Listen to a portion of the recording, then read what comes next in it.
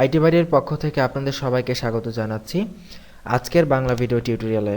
এবং আমাদের আজকের পর্বের বিষয় হচ্ছে গ্রেডিয়েন্ট প্রপার্টি। খুবই মজার একটি বিষয় এবং মোটামুটি বেশ ভালোই ব্যবহৃত হয় এই প্রপার্টিটি।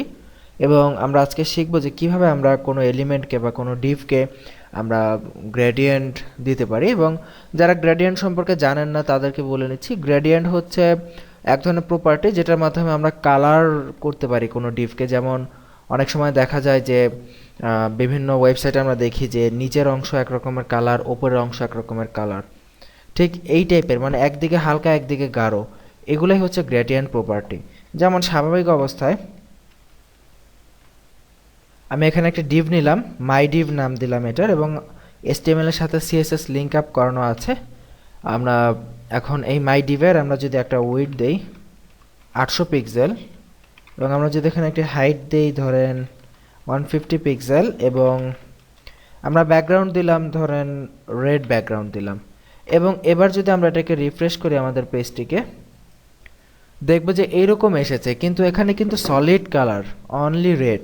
কিন্তু আমরা যদি এখানে এমন চাই নিচে সবুজ ওপরে লাল, সেই ক্ষেত্রে আমরা কি করতাম?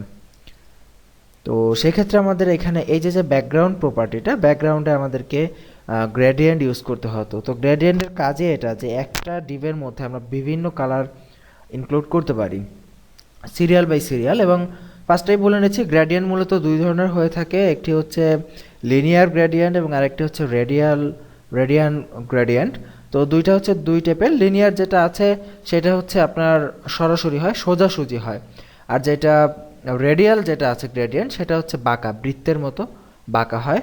তো আমরা দুই ধরনের প্রপার্টি শিখবো। আমরা ফার্স্টে আজকে লিনিয়ার গ্রেডিয়েন্টটাই শিখি। তো আমরা CSS এর এটাকে একটু বড় করে দিই, আপনাদের দেখতে সুবিধা হবে। দেখুন, আমরা অ্যাট ফার্স্ট আমরা আজকে লিনিয়ার গ্রেডিয়েন্ট প্রপার্টি দিয়ে শিখব। দেখুন, লিনিয়ার গ্রেডিয়েন্ট, এবং আমরা এখানে দুটি প্রপার্টি উল্লেখ করতে যাচ্ছি। একটি ধরলাম রেড দিলাম, একটি ধরলাম গ্রিন দিলাম, এবং দুটি কালার এখানে আমরা সিলেক্ট করে দিয়েছি, লাল এবং সবুজ। এবার যদি আমরা রিফ্রেশ করি, এবার দেখুন একই বক্সের মধ্যে দুইটা কালার হয়ে গেল, একটা লাল, উপরে লাল এবং নিচে সবুজ।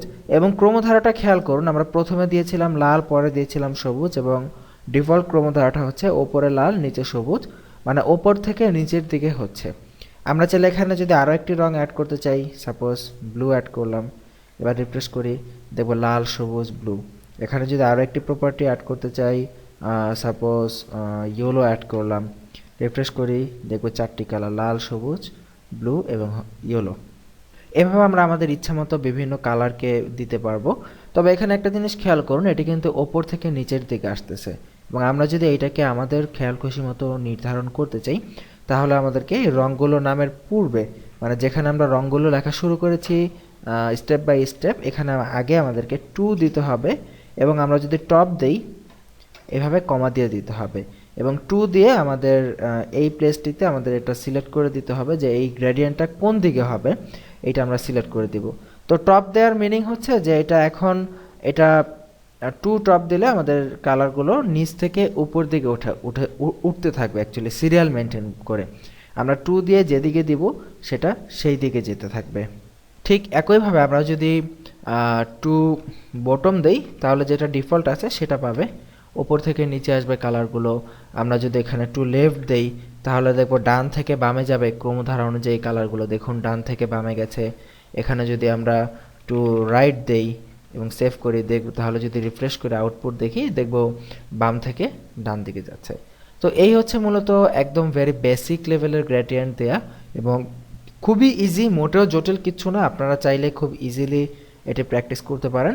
আর গ্রেডিয়েন্টের ক্ষেত্রে মনে রাখবেন এটা একটি ওয়েব কিট এলিমেন্ট, বা এটা আমার গুগল ক্রোমের লেটেস্ট ভার্সন হওয়াতে এটা সহজেই আমরা গ্রেডিয়েন্টটা পেয়ে গেছি, দেখতে পাচ্ছি। বাট এটা যদি কোনো পুরাতন ভার্সনের হতো, তাহলে দেখা গেছে অনেক ব্রাউজারে বা ইন্টারনেট এক্সপ্লোরারের পুরাতন ভার্সনে বা মোজিলা ফায়ারফক্সেরই পুরাতন ভার্সনে আমরা এই এলিমেন্টগুলো দেখতে পেতাম না। তো এই ক্ষেত্রে আপনারা জানেন কি করতে হয়। ঠিক একইভাবে আমরা এখানে ওয়েব কিট ইউজ করব।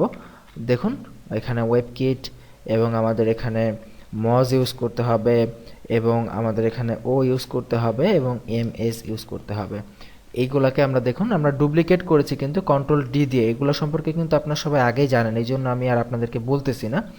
তো তো দেখুন আমরা এই গ্রেডিয়েন্টের আমাদের ওয়েবকিট মস ও এমএস এই বিষয়গুলো ইউজ করতে হবে, তবে এমএসটা প্রয়োজন হয় না, আমরা বাকি যে তিনটা এলিমেন্ট আছে এই তিনটা ইউজ করলে হবে, ওয়েবকিট মস এবং ও। তো মেনলি ওয়েবকিটটা হচ্ছে সাফারি 5.1 থেকে জেনারেলি 6.0 পর্যন্ত, এবং ও যেটা আমরা এখানে ইউজ করেছি এটা হচ্ছে মূলত অপেরার জন্য, মেনলি ও দিয়ে অপেরাই মিন করা হয়, 11 থেকে 12 এই টাইপের সিরিজের জন্য মূলত এটা। এবং এখানে মসটা ইউজ করা হয়েছে ফায়ারফক্সের, মজিলা ফায়ারফক্সের পুরাতন ভার্সন 3 বা 3 থেকে 15 পর্যন্ত। এবং যেটা আছে লিনিয়ার গ্রেডিয়েন্ট, এটা হচ্ছে স্ট্যান্ডার্ড সিনট্যাক্স, এটা অল লেটেস্ট ব্রাউজারগুলোতে মূলত এটা কাজ করবে। তো এই হচ্ছে মূলত লিনিয়ার গ্রেডিয়েন্টের বেসিক, খুবই ইজি। আমরা আগামী পর্বে আমরা রেডিয়াল গ্রেডিয়েন্ট সম্পর্কে শিখব। তো সেই পর্বে আমন্ত্রণ জানিয়ে এখানে বিদায় নিচ্ছি। ভালো থাকবেন সবাই, সুস্থ থাকবেন, আল্লাহ হাফেজ।